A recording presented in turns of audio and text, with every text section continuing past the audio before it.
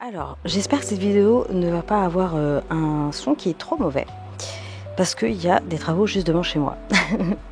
Donc voilà, alors je vous montre en vrac en fait à quoi ça ressemble, tout ce que je peux avoir en tout cas en pâtisserie, fruits secs et tout ça. Donc c'est bien galère. Ras-le-bol de ces sachets parce que ça se perd au fond du tiroir. Donc voilà, cette fois-ci j'ai décidé de faire autrement et je vais vous montrer en fait ce que j'ai acheté comme petit conteneur pour pouvoir ranger tous les fruits secs pour la pâtisserie, pour la cuisine parce que là je galère bien quand même. Allez, c'est parti. C'est des boîtes comme ça, sans BPA. Là, je vous montrerai les couvercles après. Donc là, c'est 1,4 litre pour celle-ci. Et j'en ai pris des plus petites. Celles-ci font 0,8 litres, voilà, pour être précis. Donc ça passe au lave-vaisselle.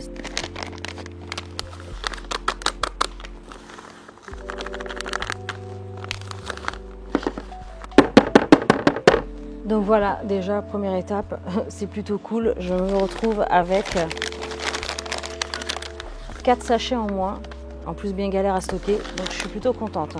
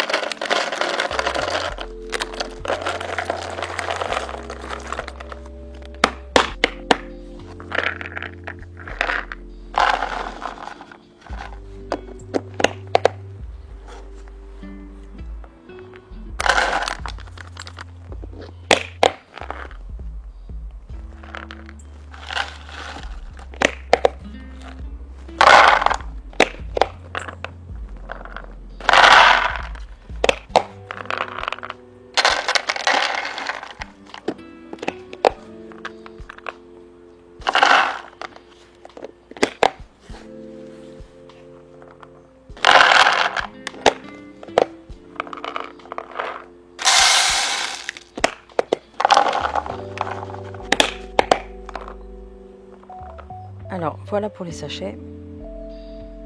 Alors, voilà ce que ça donne. Donc là, j'ai précisé noisette en poudre parce que ça peut ressembler quand même à tout ce qui est amande en poudre ou farine de pois chiche, etc. Donc voilà, vaut mieux étiqueter pour le coup noisette en poudre. Donc là, va falloir que j'en rachète. C'est ça l'avantage aussi, c'est que on voit quand même le niveau, ce qui reste. Donc voilà, ça évite d'acheter en double, en triple. Là, j'ai les noisettes entières avec la peau. Et là, j'ai les noisettes entières sans la peau. Donc voilà, suivant l'utilisation. Donc ça, c'est tout ce qui est noisettes. Ensuite, j'ai les raisins blonds ici. Et en dessous, j'ai les cranberries. Là, lui, il est tout seul pour l'instant. C'est du maïs pour faire du popcorn maison. Ensuite, on a tout ce qui est amandes. Donc amandes effilées, amandes émondées, donc sans la peau. Et ici, ce que j'utilise quand même assez souvent, amandes en poudre. C'est pour ça que je l'ai précisé aussi. Parce que vous voyez, quand on a les deux à côté, c'est pas forcément évident. Voilà. Bon, après, on peut ouvrir le pot et sniffer. Hein. Donc voilà. Ensuite, ici, j'ai tout ce qui est noix. Donc, noix de pécan, noix du Brésil, les noix de cajou que j'utilise pas mal dans la cuisine asiatique. Et enfin, les noix, les cerneaux de noix classiques ici. Voilà. Allez, ce que je vous propose du coup, c'est de vous emmener dans ma petite dépendance, dans la réserve. Comme ça, au moins, vous verrez où j'ai rangé mes épices. Donc voilà, du coup, j'ai une petite place ici pour accueillir tout ce qui est pour la pâtisserie, la cuisine, enfin tous les fruits secs. Et en fait, j'avais mis le truc au-dessus en pensant mettre au début dans mes tiroirs et finalement non. Donc je vais le décaler et je vais le mettre plutôt devant. L'avantage de ce truc-là, c'est que pour le coup, ça se décolle bien. Je sais pas où je vais le mettre. On va le mettre au milieu, allez. Hop. Amande, c'est fait.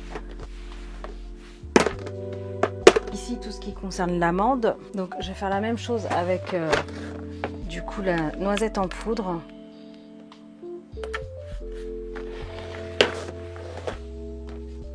Les cranberries, les raisins.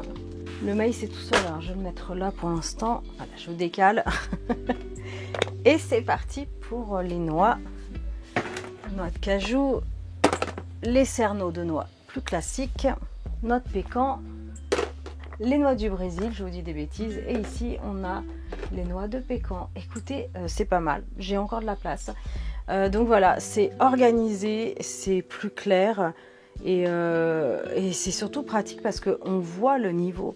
Là je sais que bah voilà, noisette en poudre, aux prochaines courses je prendrai peut-être un petit paquet parce que ça va aller, ça va partir assez vite. Voilà, donc on peut faire la même chose avec tout ce qui est pâtes, riz et tout ça. Du coup, je vous montrerai ça dans une prochaine vidéo. Tout ce qui est aussi pois chiches, les lentilles de toutes les couleurs, le quinoa, boulgour. Donc voilà, c'est plutôt cool. Là, pour l'instant, au niveau des étiquettes, honnêtement, j'ai pas besoin d'en mettre d'autres. Donc je vais les garder parce que des fois, il y a des boîtes qui sont vendues avec et sans étiquette. Donc sinon, je sais qu'on peut aussi les acheter à part. Mais c'est assez cher, il me semble, c'est 6-7 € le lot.